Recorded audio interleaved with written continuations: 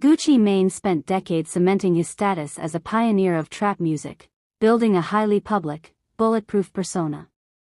But his 2025 autobiography revealed what was happening offline.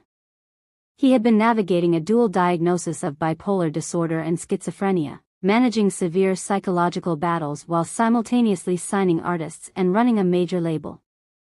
In an industry where market value is tied to an aura of invincibility, a mental health crisis creates a significant liability. Predatory figures look for any visible crack in the armor to extract money or leverage. When a public figure cannot constantly defend himself, survival requires someone operating in the background. A protector ready to lock down the perimeter at the first sign of trouble. Keisha Ka'oir is exactly that person. Starting from scratch in 2010, she built a $30 million corporate empire across cosmetics, fitness, and real estate, operating entirely on her own business acumen. When her husband experiences an episode, she steps in and takes control.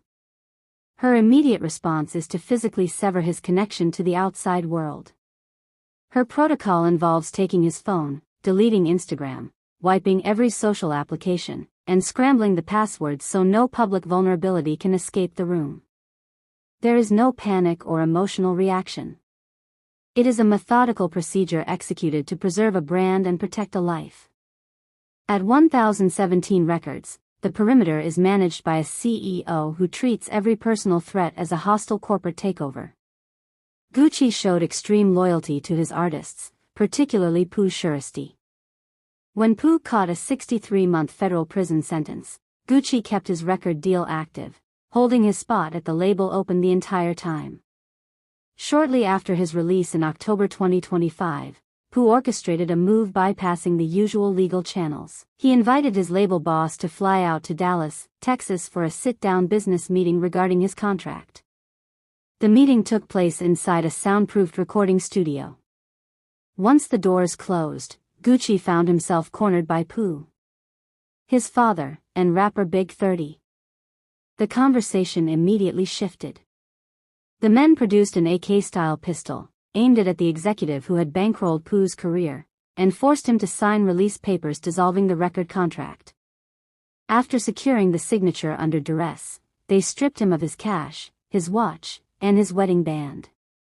By the time the doors opened, that $30 million fortress Keisha had built around her husband had been breached from the inside, replaced by a cold room and a loaded weapon. The perpetrators walked away assuming they had won. They relied entirely on intimidation, believing physical force in a closed room would dictate the terms of a legal contract. Yet they ignored a glaring mechanical reality. The lead orchestrator of the ambush was actively wearing a federal tracking monitor tied to his recent release. The device logged precise, minute-by-minute telemetry, pinning the suspect's location to the studio floor for the duration of the robbery.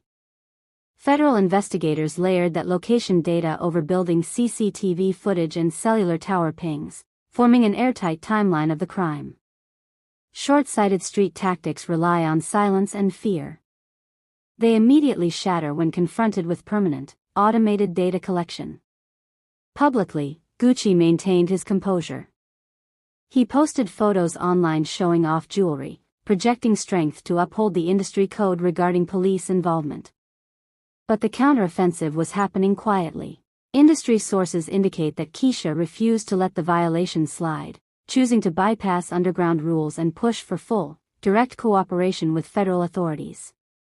Handing over GPS logs and witness testimony neutralized the attacker's leverage without triggering a physical, drawn-out gang war.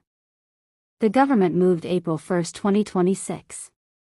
SBI agents executed simultaneous raids across multiple states, dropping federal indictments on 9 individuals for armed kidnapping and robbery. Operating purely on street codes is a path to prison or bankruptcy. In the modern industry, true power belongs to the corporate strategists who control the board.